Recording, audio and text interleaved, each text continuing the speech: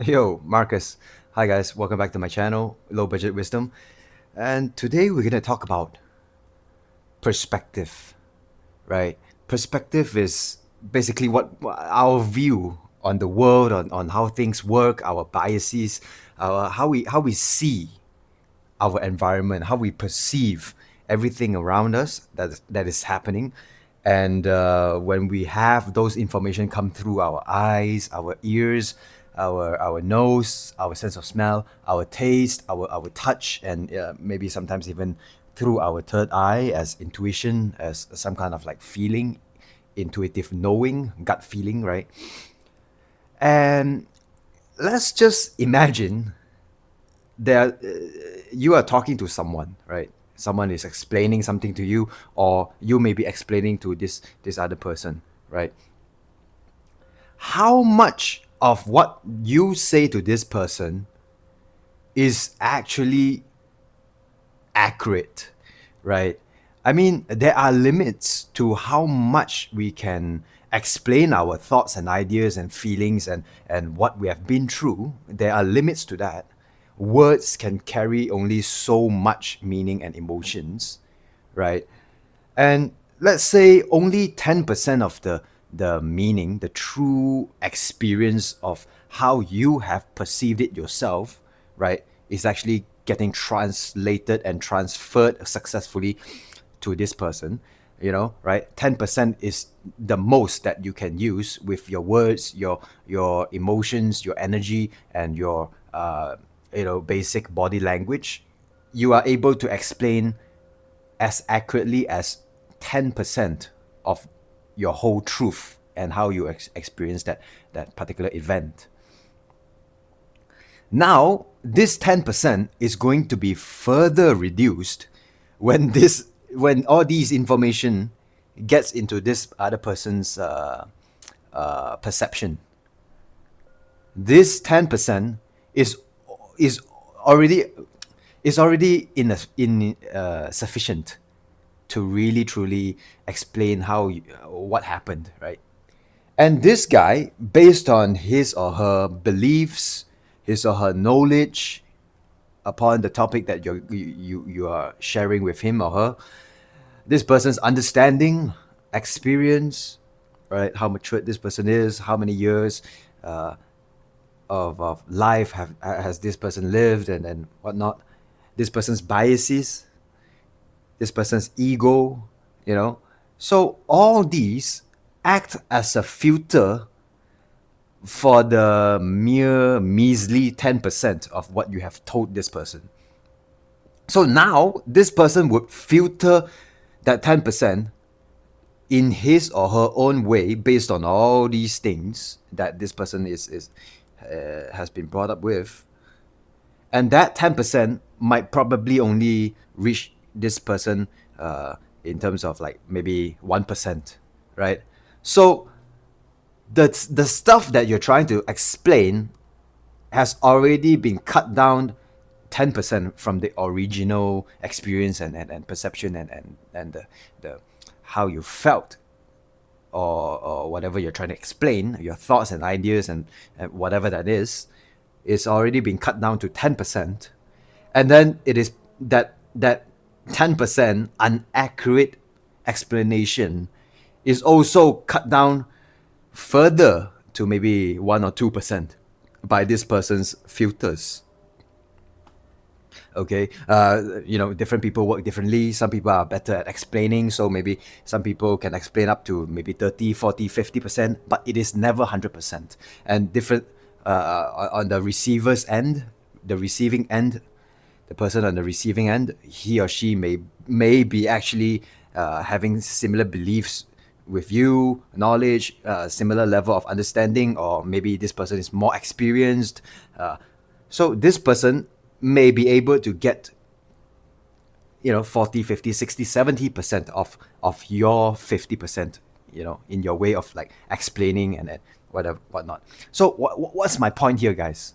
My point here is there is such there is so much room for error, for misunderstanding, for all these different information to be lost in words, in the hearing part, in the cognitive processing part, the understanding of this other person's part, there is so much room for error. There is so much room for misunderstandings.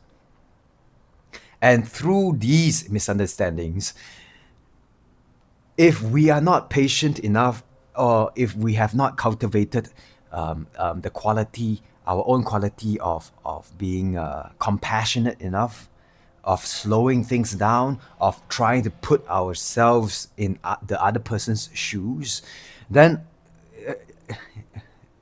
this is a recipe for disaster. It's disaster waiting to happen.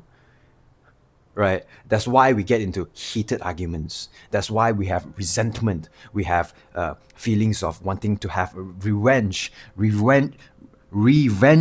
on the person that we don't actually even understand, and revenge on the person whose explanation skills cannot, can only merely explain 10 to 20 or 30% based on this person's ability to express him or herself, right? So basically, what are we getting mad at? What are we getting so impatient at? Why are we getting so vengeful for? We're getting mad at nothing but misunderstandings. I mean, you can say, yeah, but Marcus, we can learn to communicate more, but we will never ever 100% completely be able to express ourselves perfectly. You don't even understand yourself perfectly. You can't even name some of the emotions that come up perfectly. Sometimes we also, as human beings, we sometimes don't even understand our own bodies well enough. So what makes you think that you can understand another person's situation 100%? What makes you think that you have the right to judge this other person for their shortfalls, for their mistakes, when you don't even really truly understand 100% perfectly what your own, shortfalls are? Right? We need more compassion, first and foremost to ourselves, and then secondly to the people around us, to the world at large. We cannot hold other people to such a high standard if we ourselves can never even truly 100% perfectly understand ourselves, right? Sometimes you don't know where thoughts come from. Sometimes you don't understand why I'm feeling a bit down, a bit moody right now. Or sometimes we don't even know why we did certain things that we later regretted, right? We all make mistakes. We are not perfect human beings. Nobody is. Nobody comes to earth perfectly built. Rich people have rich people's problems. Poor people have poor people's problems. The middle class have middle class problems. So why are we hating on each other when all of us have certain problems within ourselves? I'll let you name and think about a person that is 100% perfect. I'll give you 5 seconds. Okay, you've probably thought of someone, and you're probably ready to argue with me in the comments section. Oh, this guy, this actor is perfect. This singer is perfect. Yeah, my mom and my dad is perfect. My best friend is perfect. No, you only perceive maybe 10% of a slice of a chunk of their lives, and based on that slice of their entire life that you were with them, you perceive them to be perfect. But maybe they did not grow up perfect. Maybe down the road they may face challenges, and they may be forced by the universe to deal to do something that they regret deeply, to do something that changes your view, right? If you think about it, let's say you are a 20-year-old young man or young woman, right? You are a 20-year-old young adult. Do you think you know your parents? Yeah, you may know their names, where they're born, a little bit of their history, but you have only known your parents for 20 years. Well, effectively, right? You have only been with them for 20 years, and you go to school on most days, on most of the time, so you don't even really see what your parents go through. How are you going to say, oh, we're family, I know my parents? You can't. You don't know what your parents are doing at work. You don't know what happens in their lives, what challenges they may face. You don't know your parents. They may have given birth to you. They may have fed you, clothed you, sent you to schools. They may have cooked for you. They may have read you storybooks. But you don't know your parents. You get what I mean? You don't even know do you even know your siblings? Yeah, maybe a slice of their lives. Maybe cumulatively, you maybe know your parents for 5 years out of that 20 years. So who are you to judge? You don't know your parents' past. Well, they may tell you stories about their past, but how much of the challenges that they faced can you actually feel? Again, 1%, 5%, 10%. You don't know your parents. You don't know your grandparents. You don't know your ancestors. If you are someone who has kids, you don't know what happens in their minds. You don't know what silent challenges that they're going through, what battles they're going through. Right? And so you don't know. We don't know. The only person that we can come close to knowing at least maybe 70, 80, 90% is ourselves. And we don't even give a damn about that. It shocks me sometimes. I shock myself. Like, if I think about it, I don't even take the effort to really get to know myself.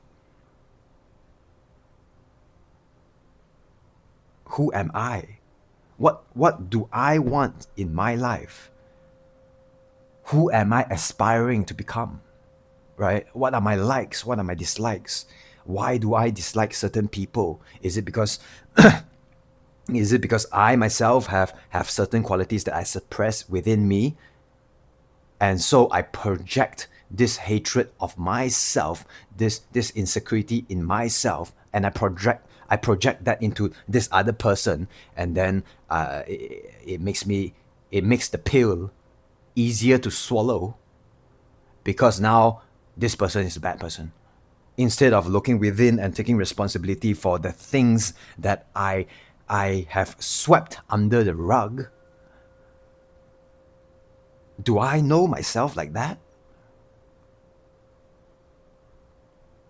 Do I know that I'm doing all these things